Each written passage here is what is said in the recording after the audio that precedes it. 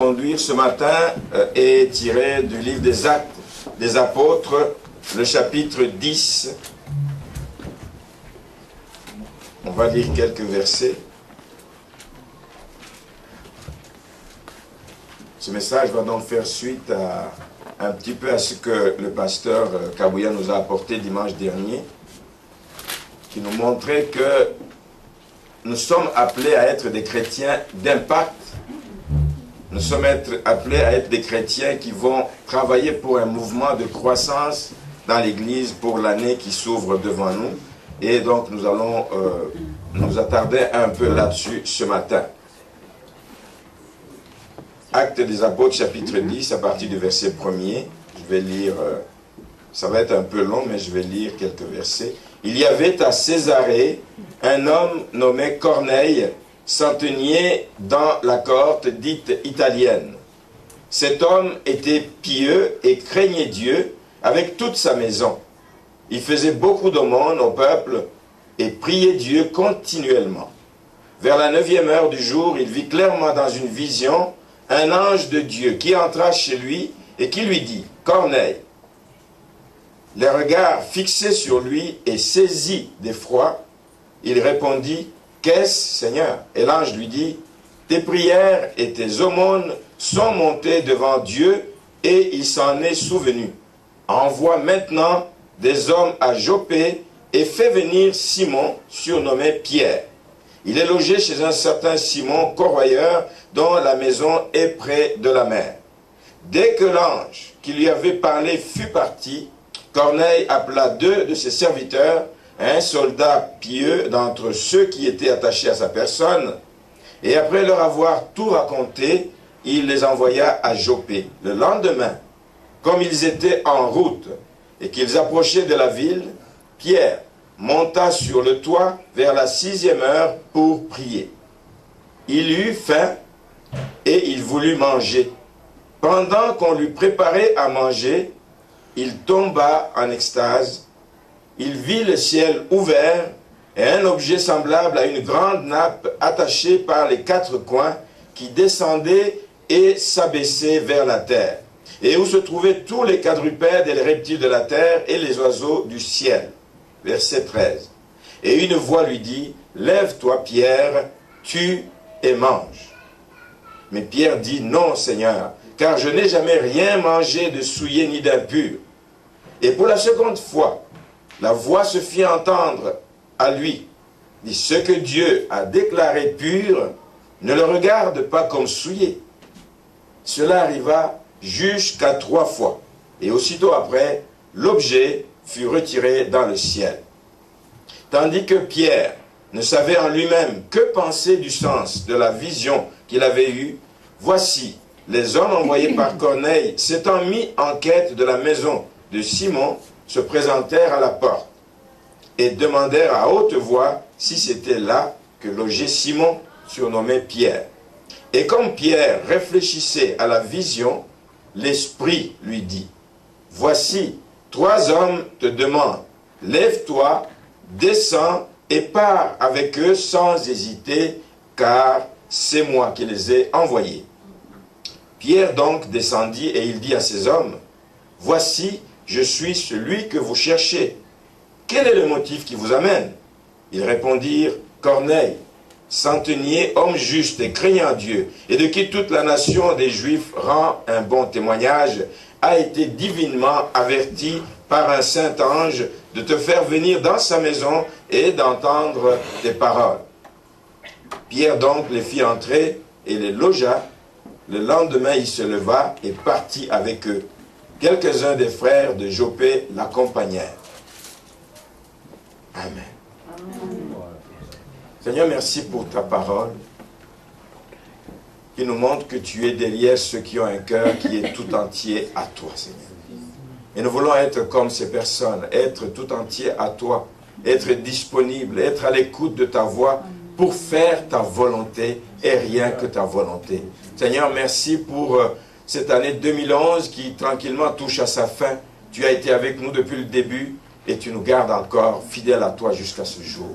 Nous prions pour que tu nous gardes encore, demeurer attachés à toi jusqu'à la fin de l'année, afin que nous puissions entrer dans la nouvelle année 2011 avec une énergie nouvelle pour être utiles dans la moisson, Seigneur. Merci de nous qualifier. Merci d'exercer nos oreilles, Seigneur, et notre cœur à écouter et entendre ta voix et surtout à y obéir. Amen. Je vais prendre place.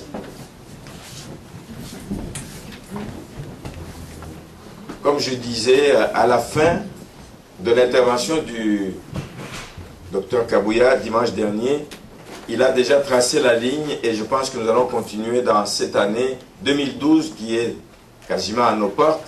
Nous allons continuer là-dedans. Après une année d'émondage, nous allons passer réellement à une année de productivité. Amen. Qui dit productivité, dit production, dit ouverture de l'Église à de nouvelles personnes. Et Dieu veut que nous puissions nous y préparer. Dieu veut que nous soyons ouverts à un mouvement que lui seul va entraîner lorsque nous obéirons à sa voix. Et ce matin, nous allons voir et nous inspirer de ce qui s'est passé dans l'Église primitive. C'est un bon exemple à suivre. C'est une Église qui est partie de rien, des gens peureux, mais qui a fait des choses extraordinaires, comme on nous l'a dit dimanche dernier. Et nous voulons nous inspirer de ce qui s'est passé dans les trois phases, les trois grandes phases qu'il y a eu au niveau de l'évolution de l'Église primitive. Il y a eu la première phase qui a été effectivement lancée par la venue du Saint-Esprit.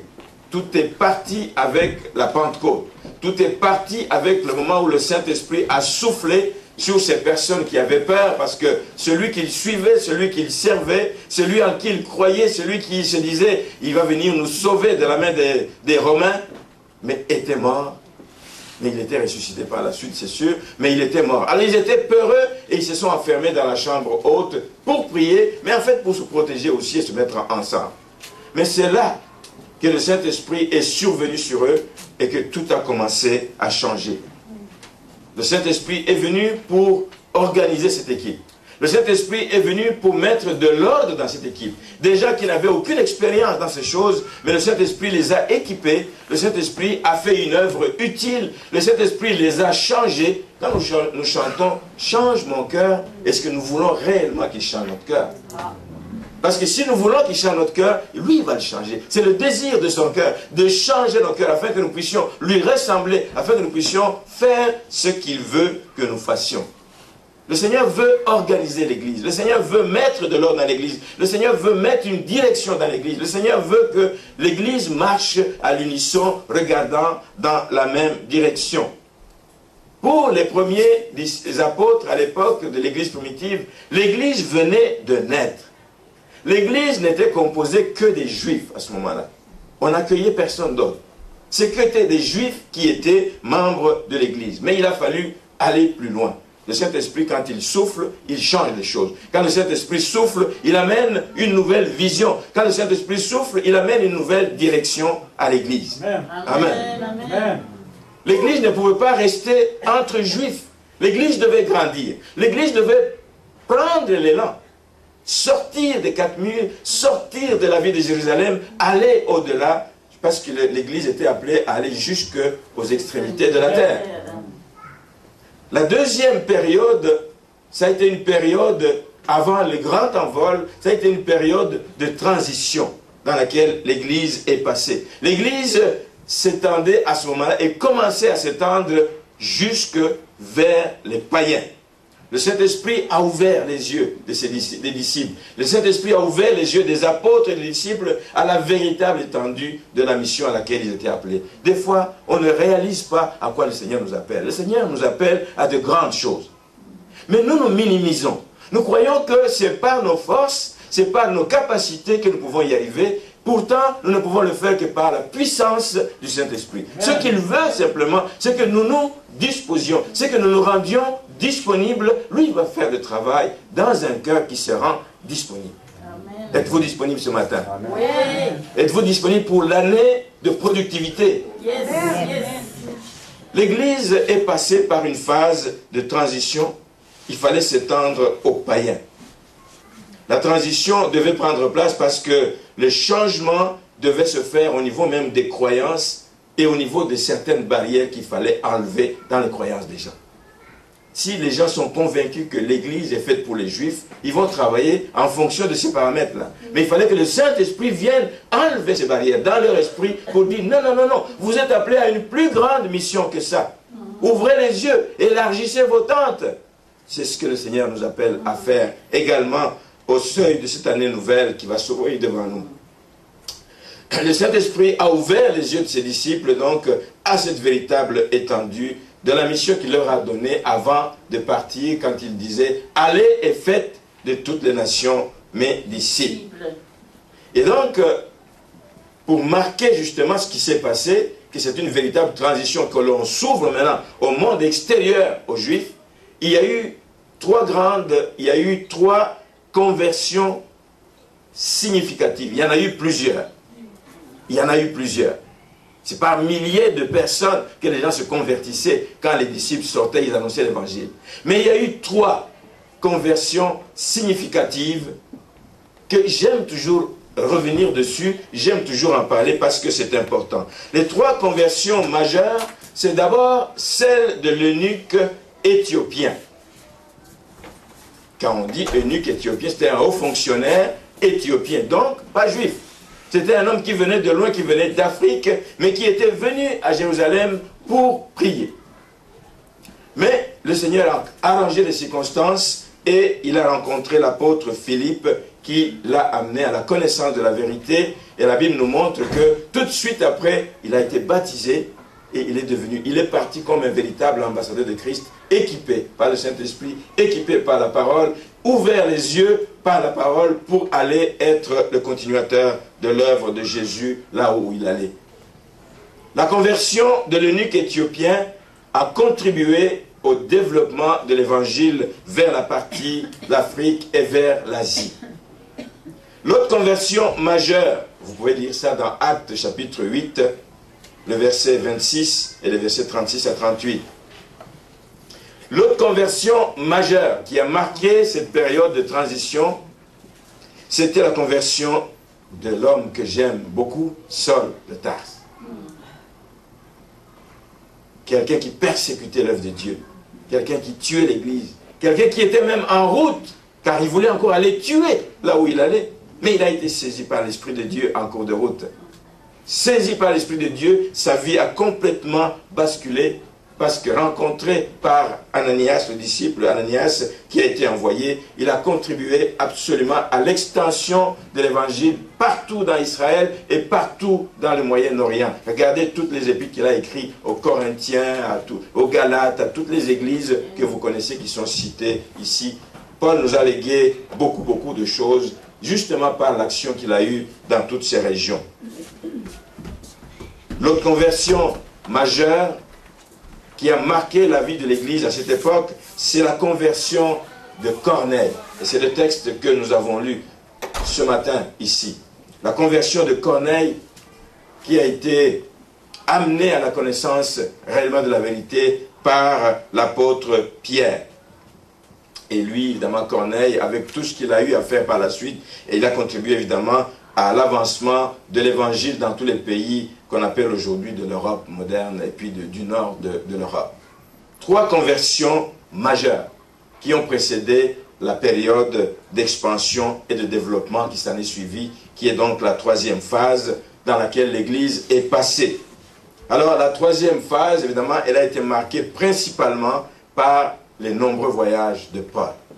C'était vraiment la phase ultime de l'expansion de l'Église qui est allée hors des frontières jusqu'aux extrémités de la terre, jusqu'au moment où l'Évangile nous a rejoints. À travers ces voyages missionnaires, on a déjà parlé ici des voyages qu'il effectuait avec son condisciple Barnabas. Il a fait des voyages avec le jeune homme qui leur avait faussé compagnie, Marc, qui a été d'ailleurs à la base d'une dispute entre les deux. Et enfin, il a fait encore un autre voyage avec Silas, Et ils sont allés se trouver en prison. Mais après avoir annoncé l'évangile, et même en prison, ils continuaient encore à annoncer l'évangile. Partout où Dieu te conduit, bien aimé, si tu es disposé, tu vas être un instrument d'évangélisation. En prison, alléluia, à cause du fait qu'ils ont loué pendant qu'ils étaient en prison, les chaînes sont tombées, ça a été l'occasion de conversion du geôlier, de celui qui les gardait en prison, et d'autres personnes ont suivi. Chacun de nous est capable, chacun de nous peut devenir un instrument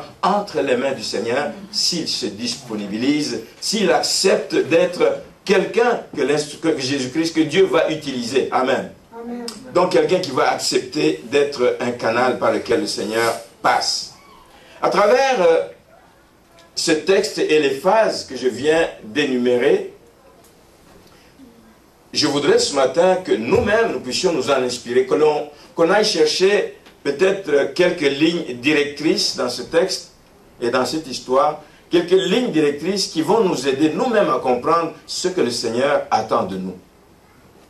Nous n'allons pas nous lever en début de l'an 2012 sans savoir qu'est-ce que le Seigneur attend de nous, dans quelle direction veut-il qu'on aille, comment veut-il que nous travaillions, dans quel état d'âme, dans quel état d'esprit veut-il que nous travaillions. Amen. Donc nous voulons examiner quelques lignes directrices qui vont se dégager principalement de la deuxième phase. Donc cela afin de nous aider à nous orienter pour l'année qui va débuter. Le premier principe que je retiens de ce texte, c'est que Dieu prépare toujours le cœur des inconvertis.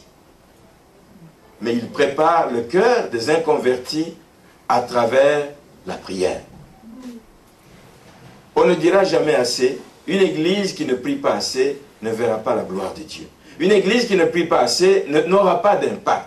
Bien-aimé, le Seigneur prépare toujours le cœur des inconvertis à travers la prière. Si nous voulons avoir un impact, si nous voulons avoir une année productive en 2012, l'Église doit demeurer dans ce mouvement de prière que nous avons. L'Église doit accentuer ce mouvement de prière. L'Église doit prier. Même ceux qui sont absents de ce mouvement doivent s'impliquer pour que le Seigneur puisse se glorifier. Amen. Parce que la prière, ça va être la clé première. Ça va être une clé importante pour déverrouiller les portes.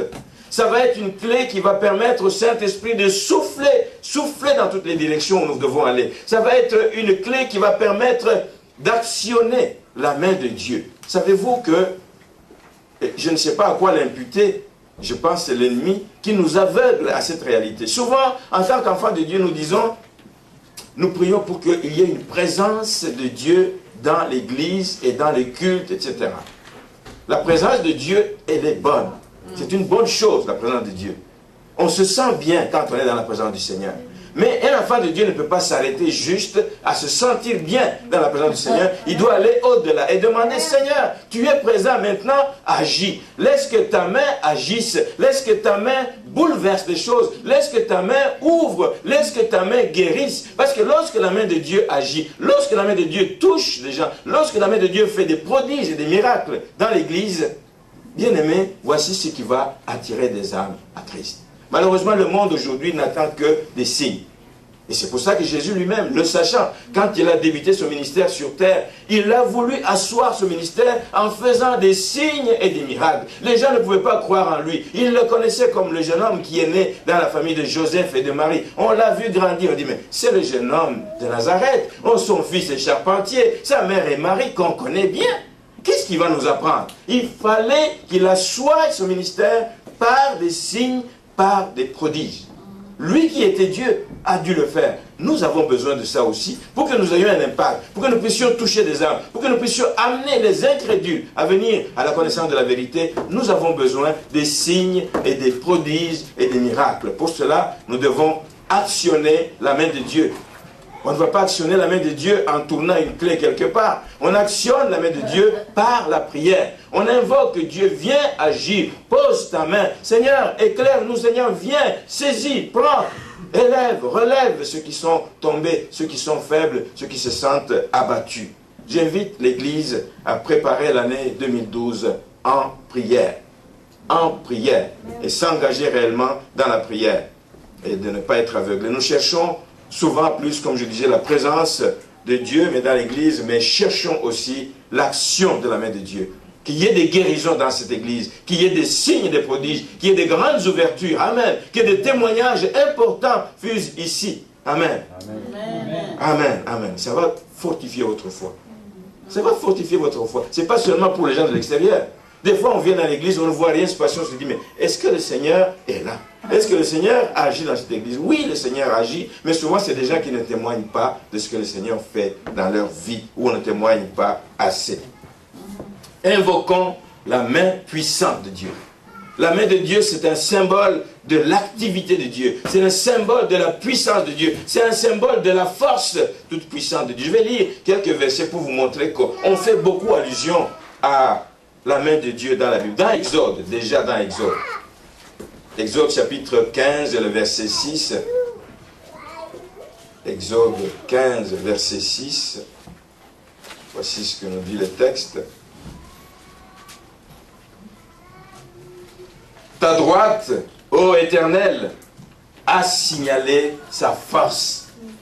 Ta droite, ô Éternel, a écrasé l'ennemi. Ça, c'est tiré du cantique de Moïse. Amen.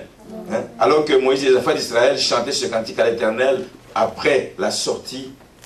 Ta droite, ô Éternel, a signalé sa force. Prions pour que la droite de l'Éternel signale sa force dans cette église. Prions que la droite de l'Éternel écrase l'ennemi qui empêche les enfants de Dieu de prospérer, qui empêche les enfants de Dieu d'aller de l'avant, qui empêche les enfants de Dieu de s'engager, qui empêche les enfants de Dieu de grandir spirituellement. Amen. Que sa droite vienne durant l'année 2012 et qu'elle se manifeste dans l'église. 1 Roi, chapitre 8. 1 Roi, chapitre 8. Le verset 24.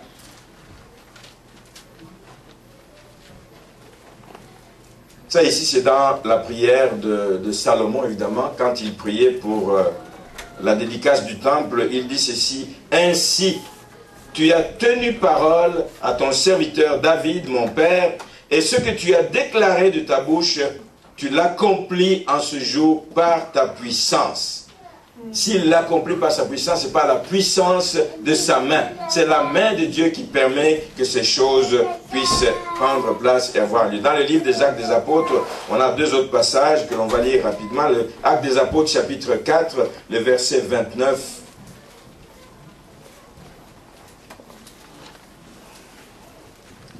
C'est quand justement les apôtres, les disciples étaient persécutés.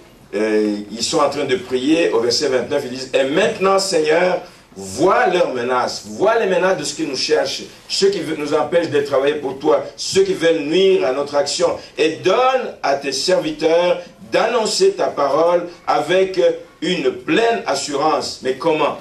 En étendant ta main pour qu'il se fasse des guérisons, des miracles et des prodiges par le nom de ton saint serviteur Jésus. Amen. Les apôtres prient le Seigneur. Seigneur, vois les menaces qui nous entourent.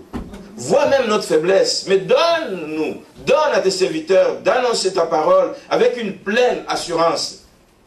Ce n'est pas juste une assurance parce que nous proclamons de notre bouche, mais en étendant ta main. Si le Seigneur n'étendait pas sa main, il n'y aurait pas de signes, il n'y aurait pas de prodiges, il n'y aurait pas de miracles, et rien ne se ferait, on les aurait achevés. Amen. Mais lorsque les gens ont vu ce que la main de l'Éternel était capable de faire, ils ont compris que les gens que nous sommes en train de persécuter, ce sont des gens qui servent un Dieu puissant. Ce sont des gens qui servent un Dieu qui est vivant. Ce sont des gens qui servent un Dieu qui est réel. Et nous voulons que les gens à l'extérieur, avant qu'ils viennent voir notre Dieu comme un Dieu vivant, comme un Dieu réel, comme un Dieu, pas juste un Dieu de l'histoire, mais un Dieu qui est actuel, qui peut encore faire des choses dans la vie des enfants de Dieu. Amen. Amen. Voici la prière que nous devons faire. Une église doit s'engager, notre église doit s'engager dans la prière. On peut lire un autre texte dans le chapitre 13, le verset 6. 13, acte 13, verset 6. Ayant ensuite traversé toute l'île jusqu'à Paphos, ils trouvèrent un certain magicien, faux prophète juif, nommé Bar Jésus, qui était avec le proconsul Sergius Paulus, homme intelligent. Ce dernier fit appeler Barnabas et Saul et manifesta le désir d'entendre la parole. Mais Élymas, le magicien, car c'est ce qui signifie son nom, leur faisait opposition, cherchant à détourner de la foi le proconsul.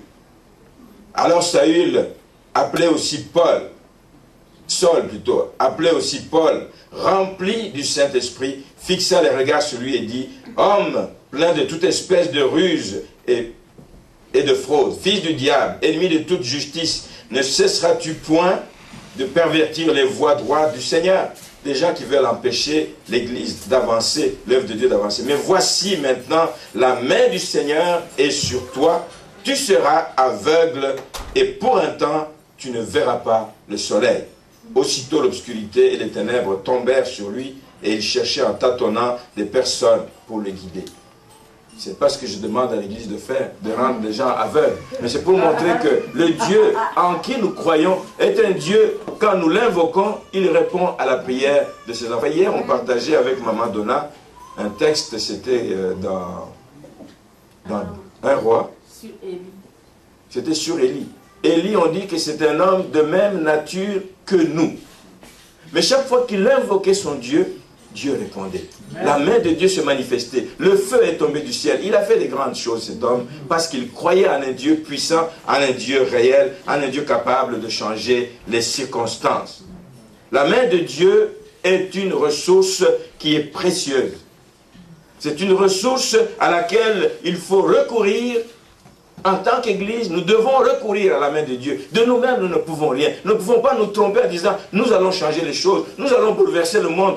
Nous le ferons par la main puissante de Dieu. Là, chaque fois que nous l'invoquerons dans la prière, la main de Dieu viendra changer des circonstances difficiles et va les changer et apporter des solutions. Alors, le plan de Dieu pour notre Église se réalisera aussi à travers un temps de prière. J'invite vraiment et j'insiste, chaque fois qu'on convoque des moments de prière dans l'Église, faisons-nous violence. Faisons-nous violence et cessons de tourner en rond pour venir se joindre à cette armée. Amen. Et moi je crois que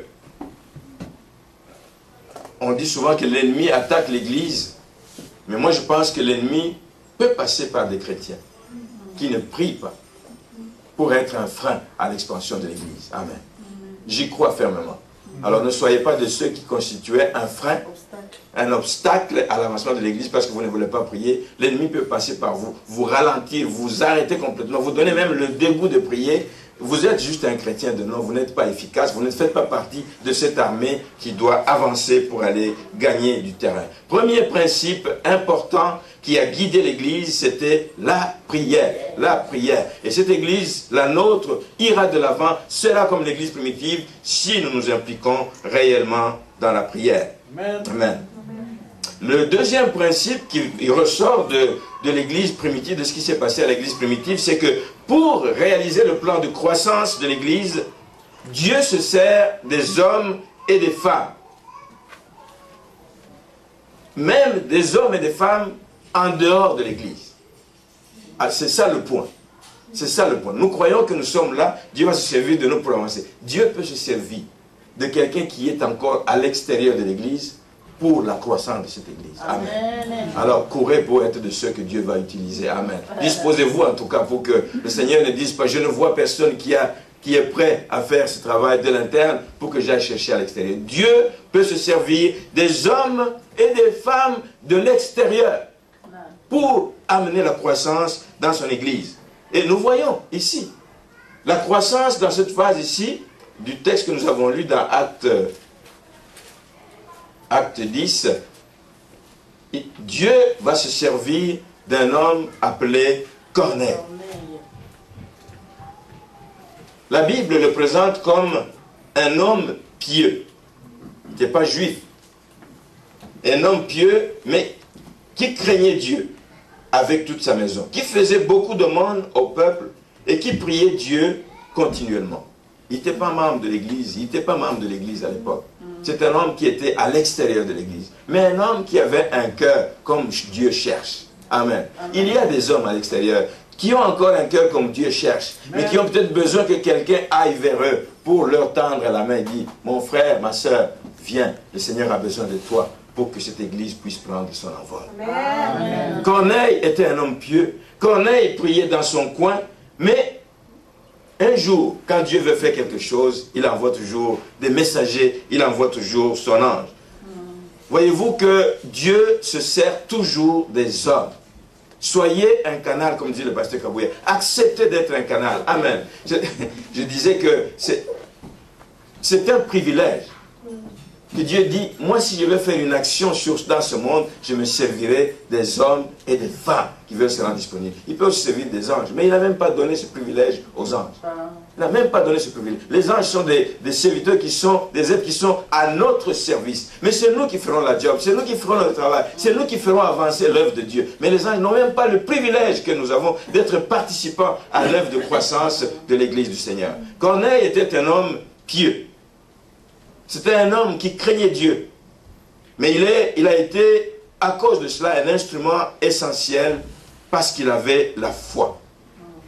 Il avait la foi. Il est en train de prier dans sa maison et puis il vit clairement dans une vision un ange qui entra chez lui.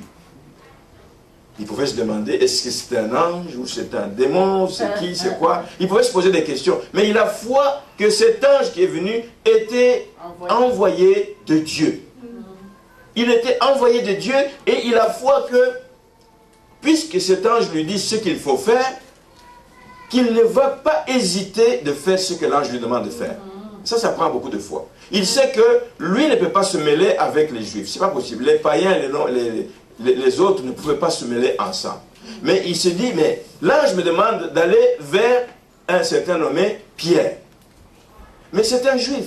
Cet homme n'acceptera jamais que j'entre dans sa maison. Cet homme n'acceptera jamais que je l'invite chez moi. Mais il le fait parce qu'il avait la foi. Amen. Il avait la foi et c'est la foi qui change les choses. Il envoie ses hommes, ses serviteurs, dit allez à tel endroit et nous voyons le résultat. C'est que la Bible nous montre que lorsqu'il s'est converti, lorsque l'évangile a été annoncé dans sa maison, il a fait venir, pas seulement lui-même pour écouter, mais il a fait venir qui? Ses parents. Pas seulement ses parents, mais il a fait venir des amis intimes. Je crois que c'est au verset 24. Ils arrivèrent à Césarée le jour suivant. Corneille les attendait et avait invité ses parents et ses amis intimes. Combien? Je ne sais pas. Mais il a invité ses parents et ses amis intimes. C'était un noyau qui allait servir à une croissance de l'Église. Amen. Parce que nous avons dit que la conversion de Saul a aussi été une clé importante dans le réveil qu'il y a eu. Donc il est venu au Seigneur, pas seul, mais il est venu avec un groupe de païens, des gens qui ne connaissaient pas le Seigneur, ses parents et ses amis. Et ça nous prend aussi des gens comme Corneille dans l'Église. Ça nous prend des gens comme Corneille pour qu'il y ait croissance. Ça nous prend qu'on aille chercher où ils sont encore cachés. Cachés à nos yeux, mais pas cachés aux yeux de Dieu. Dieu les voit, Dieu les connaît, ceux qui vont constituer la clé pour la croissance de cette église. Dieu les connaît où ils sont et Dieu n'attend qu'une personne comme toi et moi, nous nous levions pour aller. Il n'y a pas qu'un Corneille, il y en a plusieurs. Il y a peut-être un Corneille pour chacun de ceux qui veulent se lever ce matin. Il y a quelque part un Corneille qui attend que Diane se lève. Il y a quelque part un Corneille qui attend que Mélanie se lève. Il y a quelque part un Corneille qui attend que quelqu'un décide de s'ouvrir à l'action du Saint-Esprit pour que les choses changent. Le deuxième principe de la croissance d'une église, c'est que Dieu se sert toujours des hommes et des femmes. Pas des bâtiments. Amen. Pas des bâtiments. Amen. Parce que souvent dans l'église, on investit beaucoup dans les bâtiments. Hein? On se dit, mais c'est ça qui va attirer les gens. C'est beau, c'est grand, c'est ceci. Oui, des fois ça peut attirer, mais ça attire juste pour faire le nom. Les statistiques, comme dit un ami, il a même parlé beaucoup de statistiques. Mais pour une véritable action de croissance, ça prend des cœurs disponibles, ça prend des gens qui se lèvent pour aller chercher des Corneilles. Il y a plusieurs Corneilles qui attendent. Il y a plusieurs Corneilles qui attendent. Amen. En connaissez-vous un? Oui. Demandez au Saint-Esprit de vous guider et de vous éclairer. Amen.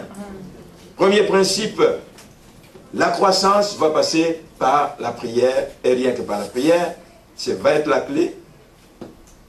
Le deuxième principe, c'est que le plan de croissance de l'Église va passer par des hommes et des femmes. Alors il faut qu'on aille les chercher. Le troisième principe que l'on va voir ce matin, c'est que à cause de nos habitudes, à cause de notre désobéissance, à cause d'un certain confort dans lequel nous sommes, à cause de notre esprit de conservation, à cause de notre esprit fermé, un esprit carré, bien aimé, nous allons parfois passer à côté d'une personne clé que le Seigneur veut utiliser. Regardez Pierre, qui connaissait le Seigneur, qui avait vu à l'œuvre, qui avait confiance en lui. Mais il a fallu que l'ange lui parle, la Bible nous dit, jusqu'à 3 fois. Il résistait. Il résistait, il dit, mais ça n'a pas de sens ce que tu me montres. La fameuse nappe avec plein d'animaux de toutes sortes. Vous savez, dans le livre de Lévitique, il y avait beaucoup d'interdictions dans le temps. Vous ne pouvez pas manger ça. Mais dans la vision, le Seigneur est en train de lui dire, tue ces animaux, mange. Quelle affaire, tu me dis là. On ne mange pas ça chez nous. On ne fait pas ça chez nous. Dans notre église, on ne fait pas. Nous pouvons aussi être comme ça. Résister à l'appel de Dieu. Résister à ce que Dieu veut faire. Ici, il a fallu jusqu'à 3 fois pour que Pierre se décide d'accepter et de se soumettre à la volonté du Seigneur. Amen. À cause de notre désobéissance, à cause de notre résistance, de notre esprit conservateur, qui veut qu'on a toujours fait ça comme ça, on n'a jamais fait ça chez nous, à notre église. Pourtant, Dieu nous prépare à des changements, parce que nous avons un Dieu de changement. Dieu nous prépare à un changement, et Dieu nous prépare toujours à ce qu'il veut faire par des visions. Dieu peut te parler par une vision, Dieu peut te parler par une personne, Dieu peut te parler à travers une prédication, Dieu peut te parler à travers une émission que tu écoutes à la radio, à la télévision, Dieu peut te parler quand tu es en train de lire la parole de Dieu, et Dieu peut te donner une conviction, mais toi tu es en train de résister. Bien aimé, il y a souvent des choses qui sont confirmées dans notre vie chrétienne. Beaucoup de choses sont confirmées. Nous l'avons entendu une fois, nous l'avons entendu une deuxième fois, ce n'est pas par hasard. Nous sortons de la rue, quelqu'un nous parle encore de la chose. Il faut être un peu allumé quelque part, être sensible à la voix du Saint-Esprit pour discerner que ça c'est un message de Dieu qu'il est en train de nous passer. Amen. Il faut être sensible à la voix du Saint-Esprit, sinon nous allons passer à côté d'un appel important que Dieu veut que nous puissions réaliser. Amen. Dieu donc va souvent au-delà des visions et des choses, et il arrange même, comme je disais, des circonstances pour que sa volonté puisse s'accomplir. Quand il veut faire quelque chose, il va tout mettre en mouvement. Amen. Amen. Tu vas résister, mais il va encore te mettre une personne sur ta route qui va te parler, qui va chercher à te convaincre que c'est la volonté de Dieu que telle et telle chose se fasse dans l'église. Amen. Amen. On voit ici les hommes qui sont envoyés par Corneille. On ne va pas dire que c'est un concours de circonstances. Pendant que Corneille est en train de... pendant que Pierre est en train de lutter avec la vision, avec tout ça, au même moment, il y a des hommes qui arrivent. Ce que l'ange lui a dit en vision, il sort dehors, il voit des hommes qui le cherchaient. Et il dit, sors dehors, il y a des gens qui te cherchent. Et il le voit, il dit, oui, oui, c'est moi que vous cherchez. Il dit, oui, oui, c'est ça. Confirmation de Dieu, que, comme quoi Dieu a envoyé ces hommes. Alors tu ne peux plus résister. Tu ne peux pas dire, c'est des païens, je ne peux pas m'asseoir avec les païens. Il a pris des risques. Il faut avouer qu'il a pris des risques. Et les chrétiens doivent être des gens qui prennent des risques. Amen. Parce que nous savons combien il a été jugé par ses pères. Comment tu peux aller t'asseoir? Comment tu peux aller vivre dans une maison d'un païen? Comment tu peux manger avec des païens? Comment tu peux manger des choses qui nous ont toujours été interdites? Toi aussi tu feras des choses dans l'église du Seigneur, on va te juger. Dans l'église du Seigneur, on va dire, mais comment il peut faire des choses comme ça? Nous devons être prêts. Bien aimé, quand le Seigneur ouvre les portes, les gens qui viendront, ils viendront avec des habitudes différentes, ils viendront avec des façons de voir différentes, pourvu que nous puissions scruter ça à la lumière de la parole de Dieu, être sûr que ça ne va pas à l'encontre de la parole de Dieu. Amen. Amen. Et Dieu peut nous le confirmer parce qu'il veut que son Église avance. Troisième principe donc, c'est que nous risquons de passer à côté d'un appel important de Dieu à cause de notre distraction. Et le quatrième principe que je vais épingler ce matin, c'est que Dieu n'exclut personne dans un tel mouvement. Dieu n'exclut personne dans un mouvement de croissance. Dieu veut utiliser toutes sortes de gens. Et il y a toutes sortes de gens dans une croissance qui vont arriver dans l'église. Mais comment les regardons-nous? Comment les regardons-nous? Comment les jugeons-nous? Comment les accueillons-nous? Que faisons-nous de ces personnes qui arrivent à l'église? Toutes sortes de gens vont venir à l'église. Nous allons rencontrer des situations inhabituelles, des choses auxquelles on n'est pas habitué. J'aime toujours donner un exemple. Ça m'a frappé. C'est un exemple d'un jeune homme qui est mort, malheureusement, à l'église Nouvelle Vie. Parce que les gens veulent être carrés. Les gens de l'accueil disent, ici, dans notre église, on n'entre pas en portant une casquette. Imaginez comment on peut bloquer la main de Dieu. Comment on peut bloquer un jeune. On sait que les jeunes, écoutez, ça prend du temps, ça prend beaucoup de doigté, ça prend beaucoup d'amour, ça prend beaucoup d'attention, ça prend beaucoup d'écoute, ça prend beaucoup de compassion pour les garder dans l'église. À l'arrivée à la porte, il porte une casquette.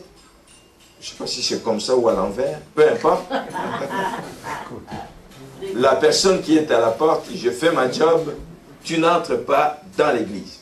Le jeune homme dit, moi si tu ne veux pas que, je ne peux pas enlever ma casquette, moi je vais entrer. Il y a comme un échange, Le monsieur dit, monsieur, tu n'entres pas dans l'église avec une casquette. Et qu'est-ce qui s'est passé avec le jeune homme? Il est sorti, il est parti, pas loin de l'église Nouvelle Vie, une auto l'a ramassé, il est mort. Sans avoir reçu Christ. Peut-être que c'était son jour. À cause de la dureté des cœurs des gens, à cause d'une inattention, à cause des habitudes. Ce qui nous tue, c'est les habitudes. Laissons le Saint-Esprit nous guider parfois. Laissons le Saint-Esprit nous orienter. À cause des habitudes comme ça difficiles, ce jeune homme est mort. C'était difficile d'apprendre cette nouvelle. Je vais vraiment goûter. Maman, l'eau. Je vais vraiment goûter ici.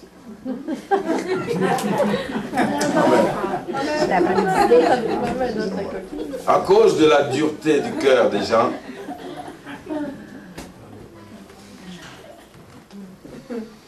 on peut repousser les âmes que le Seigneur amène à l'église.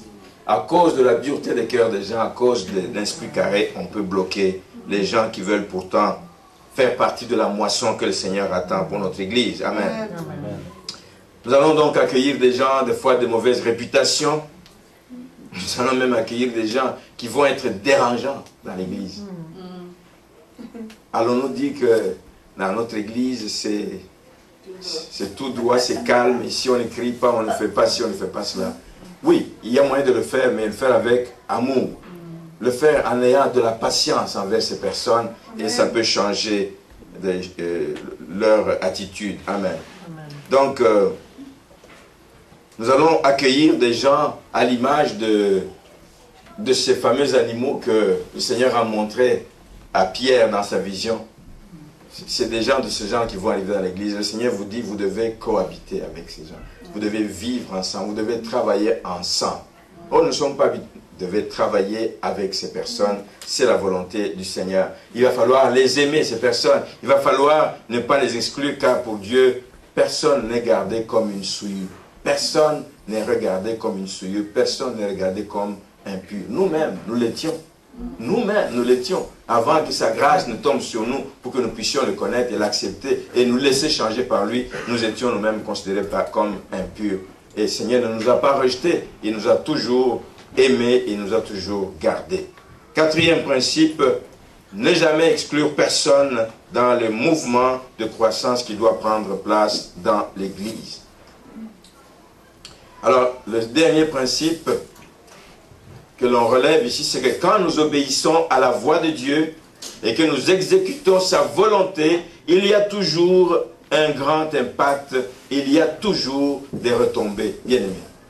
Quand Dieu veut faire sa volonté, qu'il trouve des canaux, qu'il trouve des personnes qui se disposent, il y a toujours un impact. Alors la croissance de cette église dépend de vous et dépend de moi. Est-ce que nous voulons nous disposer? Est-ce que nous voulons écouter le message de Dieu? Est-ce que nous voulons le mettre en pratique? Est-ce que nous voulons que le message du salut atteigne les gens qui sont au loin? Est-ce que nous voulons faire en sorte que tous ceux qui viennent puissent être eux aussi des canaux par lesquels le Seigneur va passer? Nous voyons ce qui s'est passé quand ces hommes sont arrivés chez Corneille. Corneille les attendait, il avait invité ses parents et ses amis à partir du verset 24. Et lorsque Pierre entra, Corneille qui était allé au-devant de lui tomba à ses pieds et se prosterna. Mais Pierre le releva en disant, « Lève-toi, moi aussi je suis un homme. » Et en conversant avec lui, il entra et trouva beaucoup de personnes réunies. Et il a commencé à leur prêcher. Il a commencé à leur prêcher, Corneille a expliqué ce qui s'est passé. Il a commencé à leur prêcher. Et comme Pierre, au verset 44, comme Pierre prononçait encore ces mots, le Saint-Esprit descendit sur tous ceux qui écoutaient la parole. Il y a eu un impact immédiat. Ils écoutaient la parole de Dieu travaille dans leur cœur, le Saint-Esprit vient habiter dans le cœur qui est disponible, qui écoute et qui accueille la parole. Tous ceux qui étaient là et qui écoutaient la parole ont reçu le Saint-Esprit. Tous les fidèles circoncis qui étaient venus avec Pierre furent étonnés de ce que le don du Saint-Esprit était aussi répandu sur les païens. Quand nous nous ouvrons à l'action du Saint-Esprit, nous allons être étonnés de ce que le Seigneur va faire. Ces gens qui étaient païens, ces gens qui ne connaissaient peut-être pas le Seigneur, ils les entendaient parler en langue, ils les entendaient glorifier Dieu. Et Dieu n'a pas arrêté l'action de Dieu. Il a vu qu'il y a quelque chose qui se passe. Il n'est pas rentré pour demander à ce père ou à la direction de l'église. Il dit, mais qu'est-ce qu'on fait? Les païens parlent la langue, les païens. Il a pris le devant, il a pris une décision d'aller de l'avant. Et il les a baptisés. Amen. Bien-aimés, quand des gens viennent à Christ, quand des gens donnent leur vie au Seigneur, nous ne devons pas tarder de les faire baptiser. Donnons-leur l'enseignement, donnons-leur l'équipement nécessaire pour qu'eux aussi soient un instrument que le Seigneur va utiliser. Amen. À cause du fait que Corneille a obéi, à cause du fait que Pierre a obéi, des grandes choses se sont produites pour la phase de transition et la croissance de l'Église. Beaucoup de gens ont connu le Seigneur, beaucoup de gens ont reçu Christ, beaucoup de gens ont parlé en langue, beaucoup de gens se sont fait baptiser et ça a fait boule de neige pour la croissance de l'Église primitive. Nous voulons nous inspirer de ces principes ce matin pour que, alors que l'année va s'ouvrir sous peu devant nous, que réellement le Seigneur puisse utiliser chacun de nous. Alors pour la prochaine année, c'est par là que je vais terminer ce matin. Pour la prochaine année qui commence, Dieu cherche un homme et une femme qui veut s'engager, bien-aimé. Ça ne va pas arriver par miracle comme ça, mais ça arrivera lorsque nous décidons de nous engager. Comme des gens décident, comme hier, des gens se sont décidés de s'engager dans le mariage. On décide de s'engager, alors on voit les fruits. Alors on voit les fruits. Donc nous voulons que des gens s'engagent pour être un canal à la bénédiction que le Seigneur a prévu depuis l'éternité pour cette Église. Dieu cherche des partenaires comme Corneille que nous devons aller chercher nous-mêmes. Dieu les voit, mais il attend qu'un homme se lève pour aller leur prêter main forte et les attirer et les amener à l'Église. Comme je disais, il y en a beaucoup. Il y a beaucoup de Corneille à l'Assomption. Il y a beaucoup de Corneille à l'Épiphanie. Il y a beaucoup de Corneille à la Valtrie. Il y a beaucoup de Corneille à Repentigny.